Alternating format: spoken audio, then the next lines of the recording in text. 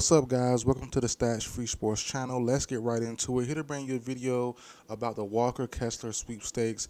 I want to break down why he's being traded, what's his value, and also what teams realistically could land him if he were to be moved. So let's get into it, guys. So the first thing I want to talk about, and this video is really inspired by social media, and you can't take social media too serious. I always say that when I mention it in my videos, but a lot of people are, including myself at first, very early on when the rumors first started on why he's being moved. But then a lot of people are also saying he's not worth the first round pick. That's where I'm getting a little confused at. But let's talk about everything. So let's start with the first one. Why is Walker Kessler being moved? Why are the Utah Jazz giving up on their young center already? So from my viewpoint, and I ask this question as well to Utah fans. I'm not really in tune with what they got going on. I know they had a pretty hot start to the season last year. Didn't maintain it, obviously, and missed the playoffs, which we all figured they would anyway. But why exactly, do the Jazz want to trade Walker Kessler? And from a non-Utah Jazz fan, I want to get into the mix. I want to know why, and I came back from talking to Jazz fans on social media with two reasons, well, really three, but kind of two and a half reasons. One, and that's the head coach. The head coach is more of an analytics guy.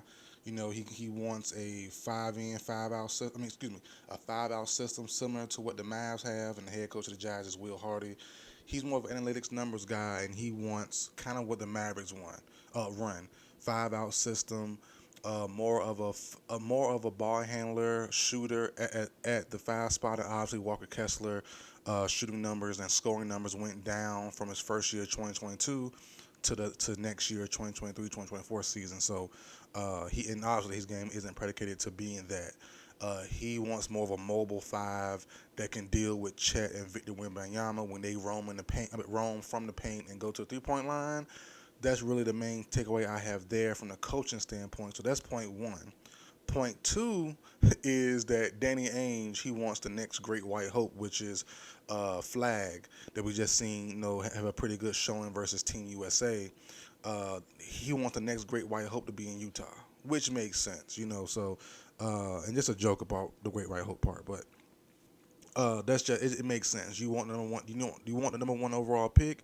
You want Flag, and there's been some debate online I've been seeing about, is Flag the best player in this draft? I think so. I know the other guys. Was it Harper and whatever the other guy name is?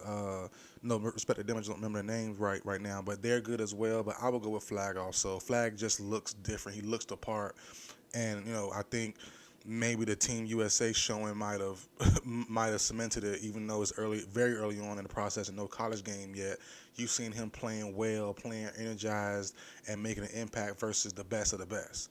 So I think that's probably gonna get Flag the nod over those guys, no matter how college goes, in my opinion. But I could be wrong, But if Danny Ainge, if his goal is his main goal to get Flag into Utah, then you gotta make trades. And obviously they have pieces. They have the pieces to facilitate and help contenders get better anyway. So it just makes sense. So not, I don't think it's an Ainge really wants Flag. I think it just makes sense for their timeline. You have a super stud in Lloyd Markkanen who has a lot of value.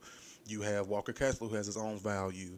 You have Clarkson and Colin Sexton who can be moved as well. You have John Collins, who I'm definitely not a fan of, but some team might take a flyer on John Collins as well. So there's a lot of first-round picks that could be involved in trades for some of those guys, and the Jazz are looking to load up on even more first-round picks. And if they don't, and when the draft time come next year, and the ball might not bounce their way, they're gonna have a bunch of first-round picks and a couple other players as well to throw at some people. So I think they're gonna play it smart. They're gonna hold on to some guys now, trade some guy, hold on to some guys for the full season, trade some guys now, that being Kessler and probably Colin Sexton. But I think Laurie probably finishes the whole year with the Jazz, or maybe the trade deadline. But they're going to keep somebody around to trade with a bunch of first-round picks if they don't get the first overall pick next year. So I think that's their plan. So it makes sense to me. It fits their timeline. They got some good players who could help contenders right now. As I said, Collins, Sexton, Clarkson, all those guys I already mentioned, and they have a lot of first round picks to help buy their way into their first spot if they don't get the first the spot from the ping pong balls and all that, the quote unquote random draft process. So to me that makes sense. So I'm not opposed to that.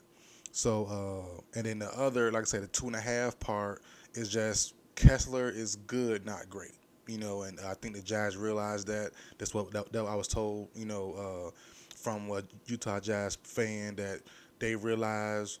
You know, Kessler is good, just not great. He can't shoot. He won't be able to shoot probably no time ever in his career. Maybe a 15, 12-foot jumper, maybe, but that's maybe unlikely. He has no ball handling skills, no back to the basket skills, none of that stuff. So um, they know what they have, and they're willing to, part with the great young shot blocker to get, as I said, a more better prospect in this year's loaded draft class. So um, all those things to me make sense. So that's the why he's being moved part.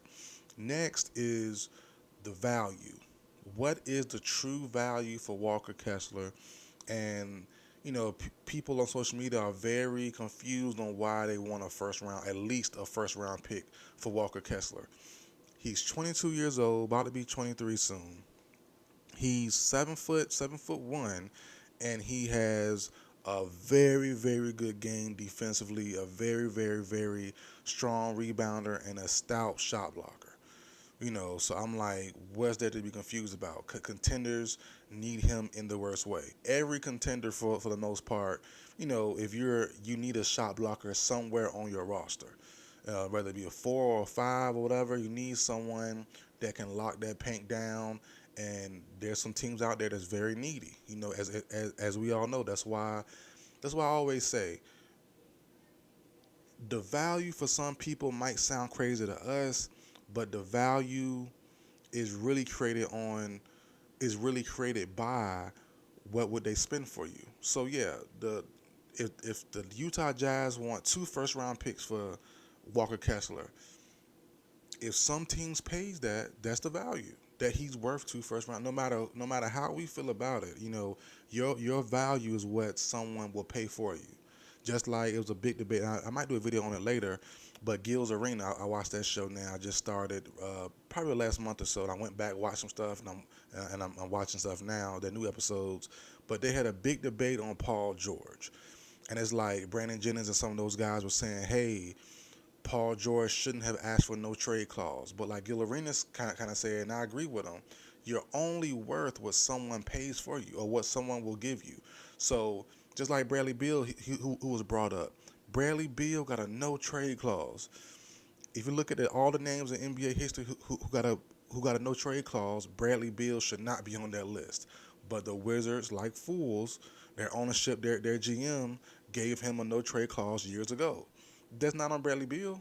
That's on the Wizards for doing that dumb move. So now Beal has that no trade clause now. So I'm agreeing with Gilbert Arenas on that point. So tying it back to Walker Kessler, if the Jazz wants a first, I'm pretty sure one of these teams, which I'm gonna get into next, which is my next section, Lakers, Knicks, these teams will pay a minimum of a first round pick to get their hands on a young shot blocker who they need in certain situations.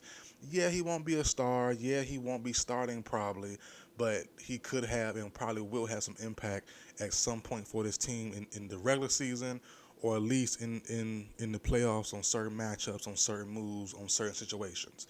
So, yeah, Walker Kessler, he probably won't be on the team long term, maybe a year or two. But once that passes, and then he gets his own team again, because I think he is a starter. It just depends on a certain spot, or he might not be. But I think he could be a starter for probably a lower level team. But once he is traded, I believe he will be traded, and he goes to the contender team for a year or two and probably gets moved on from. I think once he signs this next deal, we will probably see his full fleshed out capabilities, and I think a team just needs to believe in him and see what they can get from him. I think he'll probably, uh, starting to get that elite type of garnishment or name, I should say, as time goes on. Once he gets a little bit older, a little more polished, and then can work on his offensive game a little bit more. But right now, he doesn't need to. Wherever he gets traded to, they need no offense from him. Get put back dunks, put back rebounds, offensive rebounds, and just block these shots and dictate, and hold that paint down. That dictate that the ball can't come in the paint. Your presence is known just for that. Shot block, presence, intimidation, all that good stuff. So I do think that that first round value is definitely great value for a young shot blocker like Walker Kessler. I see no problem with it. Now on to the teams that can realistically use him and get him. I only see two. There are three out there from my standpoint, and that's the Suns, who are the least likeliest, in my opinion, to get him. They really don't have the picks to spare, but they could definitely use Walker Kessler. You have the Lakers, and you have the I mentioned them earlier, the Lakers and the Knicks.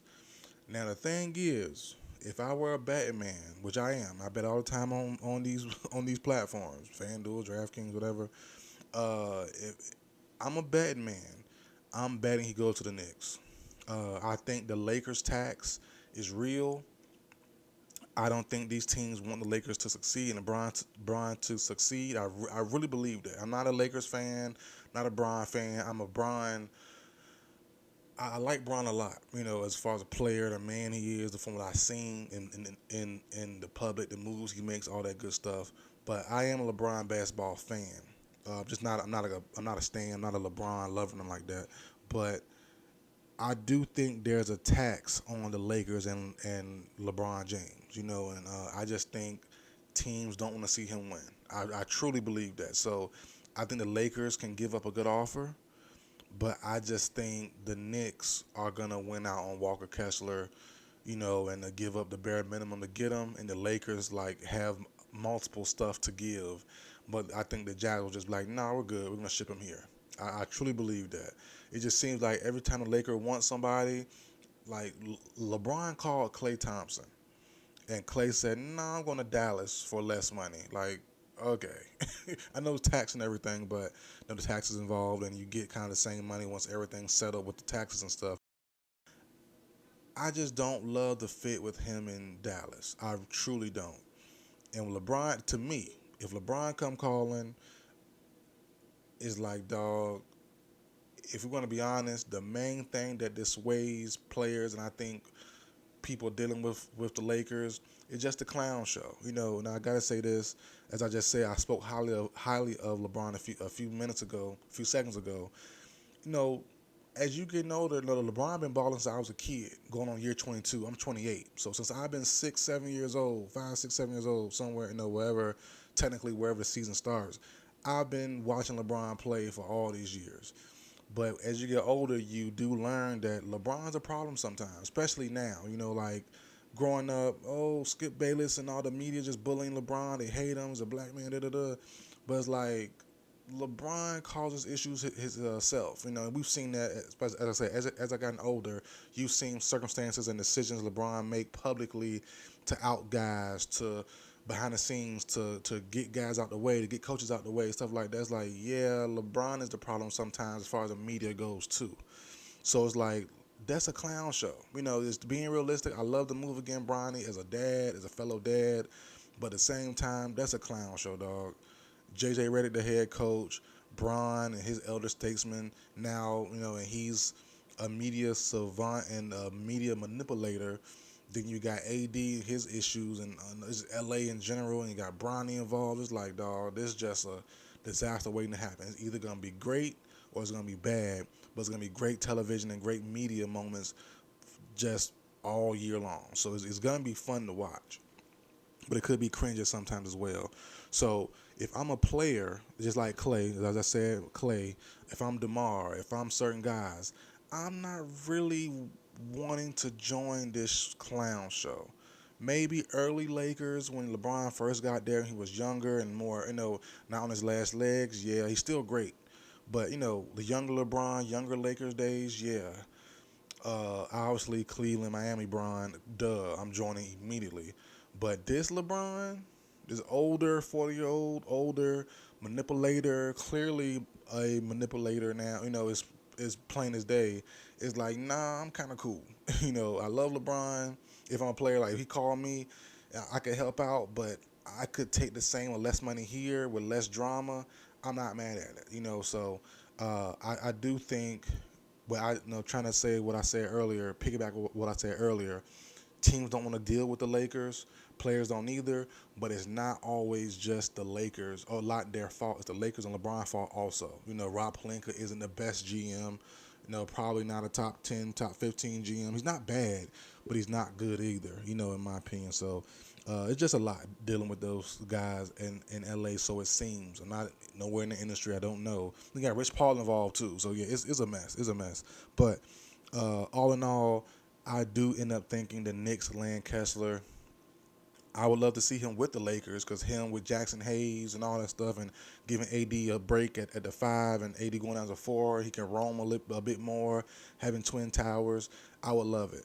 But all in all, I don't think, once again, the Lakers strike out once again. I think they will not get their target if they do really indeed want Kessler, which I think they probably do. I really think they probably do. So I think the Knicks are clearly the best choice. Then the Lakers are. Funny thing is, they're a dark horse at the 2 spot, because I just don't see how they get him.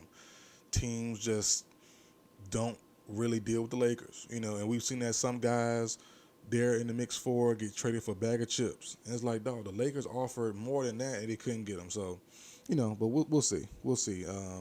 But as I said, the value, in my opinion, for Kessler is correct in the first round pick.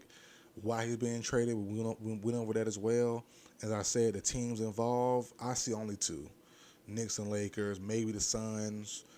If the Knicks don't want to give up a first for some reason, the Suns could scrape up something. But I think the Knicks and Lakers are clearly the top 2 teams for them. Maybe a dark horse somewhere I'm not thinking of.